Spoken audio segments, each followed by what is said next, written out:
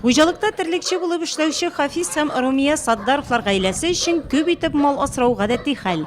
Хуҗалар электән үк терлекләрне күп тоткан. Хәзердә ишек алды тулы кош-корт, абзар тулы мал туар.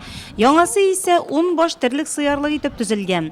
Саддаровларның ниятләре терлекләрнең баш санын тагын да арттыру. Bu ablarını ülken ayında April'de satılgan ilk. Ay, buna kızga indi tepsiktik. Ay, yasap.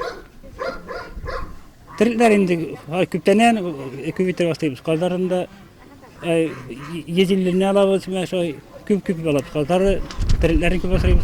Tırıkların tağını arttırga isep, bütün tağını saraylar salıp. Ay, tağını arttırga isep. Субсидия бирелү төзелешнең 70% кире кайтарыла дигән сүз бу. Моның өчен хуҗалыкта 8 баш сыер асрау зарур. Субсидия бер тапкыр бирелә. Алганнан соң 5 ел дәвамында терлекләрнең баш санын киметмәскә кирәк. Төзелеш өчен чыгымнар күп тотылса да, бер өлеше кире кайтарылганга Саддаровлар гаиләсе шат. Тепкеремез шу. Ay, менә субсидия алдык. Аллага шөкер, хөкүмәтебез булса.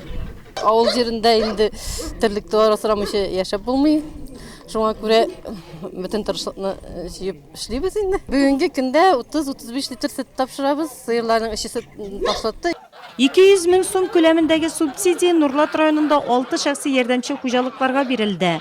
Аны Яңа Иглай, Беляр-Озеро һәм Яңа Әмзә авыл җирлекләрендә яшәүчеләр алды. Бүгенге көндә безнең Яңа Иглай авыл җирлегендә 966 терлек санала, аның яртысы сыерлар.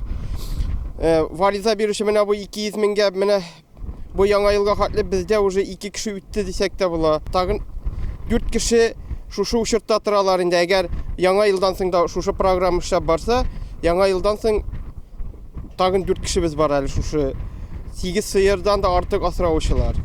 Булай авылдан алганда безнең әз дигәндә самый әз сыер тотучылар 3 баш инде, булай 14 башлар да КФХ ачмыйча 14 баш тотучылар да бар бүгенге көндә. Авыл хуҗалыгы һәм азык-төлек идарәсеннән алынган мәгълүматларга караганда, районда 9 меңнән артык шәхси ярдәмче хуҗалык исәпләнә.